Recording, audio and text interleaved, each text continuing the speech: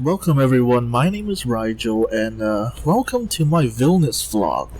Um, as you might be able to tell, I'm not really in Vilnius right now. I'm in the airport of Bangkok, and that's because that's where I'm interchanging. I'm going to Istanbul after this, and then from Istanbul I'm going to Vilnius.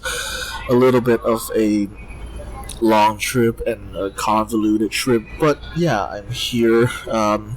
My gate is right over there. I'm not going to show you my gate, but I'm boarding in like 20 minutes or so. Well, the plane takes off in about 20 minutes or so. So I've got myself some Thai milk tea. So yeah, that's what I'm doing right now. And after this, I'll probably just see you in Istanbul before I fly from there to Vilnius.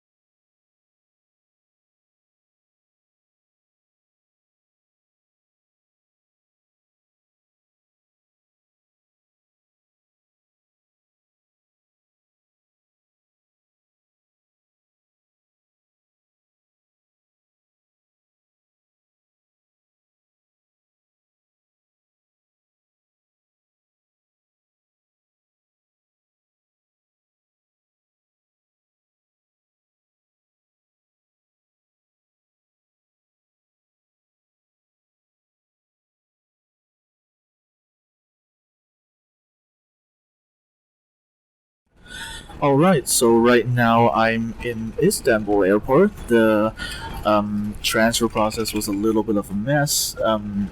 Yeah, I had to take off my shoes, which was kind of difficult because I was in my snow boots already. So yeah, that took a while. But I'm in Istanbul, and I'm probably not gonna be here until next time when I go back home, which is in August. So I thought I'd buy something that's kind of uniquely Turkish, and one thing that I've always wanted to try is baklava. You can see here that's dry baklava with pistachio. Um, it cost me about like 25 euros, I think, which I don't know if that's a good price. I've never bought it before, but hey, there's a first time for everything. So yeah, I bought some baklava, and we'll see how it tastes later. I'll probably only open it when I go to the airport. But yeah, speaking of which, the boarding is gonna start soon. So yeah, I'll see you there, I suppose.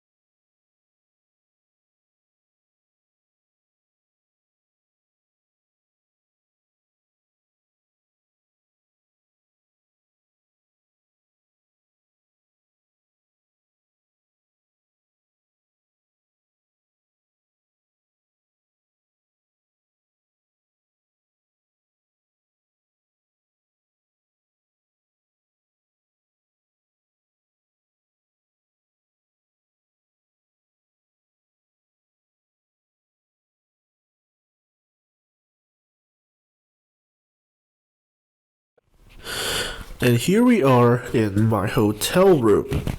Now, originally I wanted to record a little segment at Vilnius Airport. However, Vilnius Airport is really small, and also I was carrying a bunch of things, two suitcases, one backpack that's 10 kilograms heavy, and also a bunch of other things, and so I just thought maybe I should just get to the hotel first. Now, originally I was kind of concerned about that because this hotel usually only allows check-in at 2 p.m. However, when I came over, they were fine. So yeah, I actually booked Bolt to get here. In case you didn't know, in Lithuania, if you wanna rent a car, if you wanna rent a driving service or whatever, I think Bolt is kind of the dominant one. There's a lot of other ones, of course, but Bolt is the dominant one instead of, say, Uber. So yeah, I booked a Bolt. Try saying that 10 times fast. I booked a Bolt, and so I've gone here. I was actually driven here by a Russian driver. Guy was didn't really say anything. He was listening to like Russian music, so didn't like try to scam me or anything. So yeah, he was all right. Mr. Alek. Yeah, he was all right. So I was just driven from the airport to here. Originally, I wanted to go to IKEA. However, even though IKEA is close to the airport, I was thinking, I've got so much stuff on me, I might as well just visit it later, right? So yeah, I'm here now. I'm at the airport. I've checked in. I'm kind of settled in. And one thing I wanted to talk about, actually, real quick diversion to this. This is a cup of water, specifically a cup of tap water. In a previous recording, I actually poured this out on camera.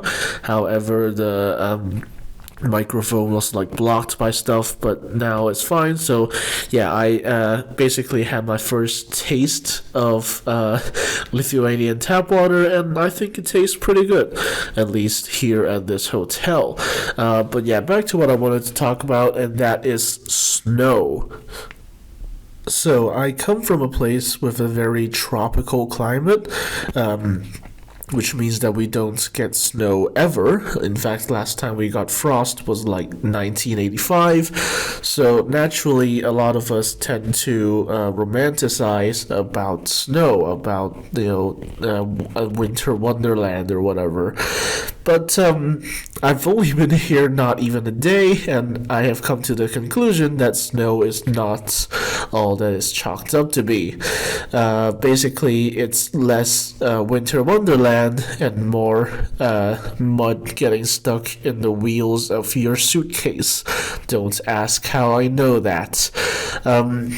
And even, notwithstanding suitcases, even if you're just walking, it's still just very wet, very muddy, and in general, especially when it's like only this thick, it's really not that nice to walk on. So yeah, I think, for what it's worth, I think snow is a little bit overhyped. And also, actually, even when it falls on your face, it's still not that fun because it just melts and your face just becomes a wet mess. So, I would say, snow really isn't all it's chalked up to be. And I also want to say, I'm actually kind of surprised at how I'm able to endure the weather of Vilnius with just my hoodie and a little t-shirt underneath, because when I'm walking around, like, everyone is wearing some sort of down jacket, and actually I have a huge thick down jacket in my suitcase, but I've not had to take it out actually. So yeah, that was interesting. I guess just these few days aren't as cold as I think they are. So yeah, but yeah, this is my view from my hotel room. They also on the way here, I did see that there was an Iki Express right next to the hotel, I think. So definitely go check that out later. I might film it, I might not. I'll see. Depends on my mood.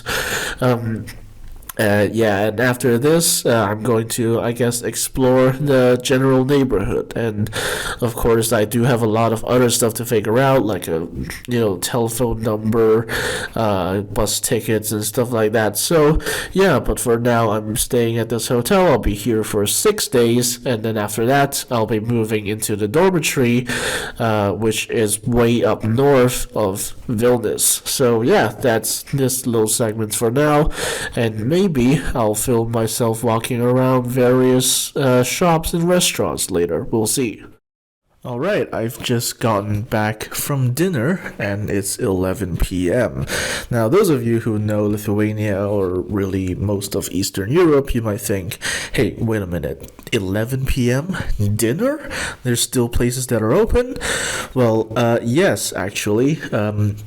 It's hard to find. I had to look for a little bit. I got turned down by a restaurant because they literally just said that their kitchen was closed. So I had to go to another place. It was a pub, and well, they call it a pub, and I don't know how authentic it is, but I got a very nice dinner. They're called I think Brussels mussels or something like that. And so I thought, hey, let's get some mussels then. So I got these mussels in like Belgian beer sauce, whatever that means, with a side of chips or fries, as Americans would say.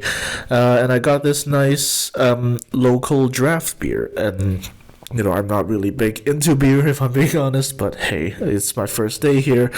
Why not have something a little more special? So, yeah, that was my dinner. The whole thing came up to 20 euros, which I don't know how expensive that is. I imagine it is kind of expensive.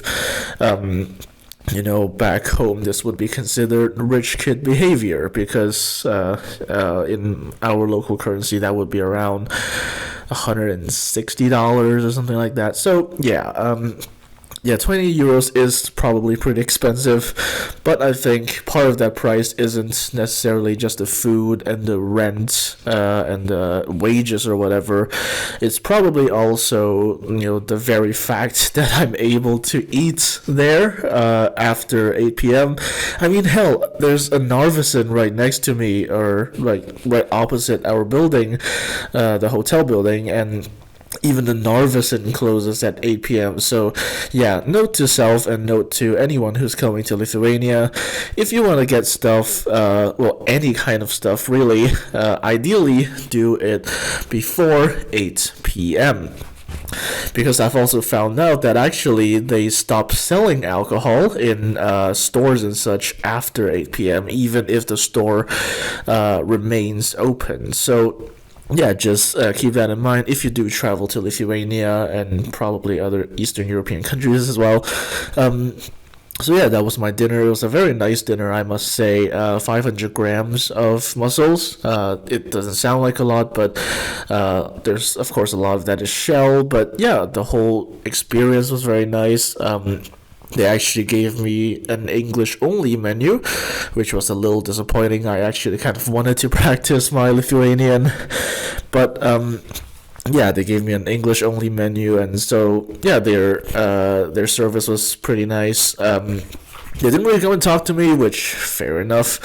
But yeah, the service at the restaurant was pretty nice. I might go back there before I move to the dormitory, but yeah, very enjoyable experience, and there are some significantly more expensive dishes on that menu, let's just say.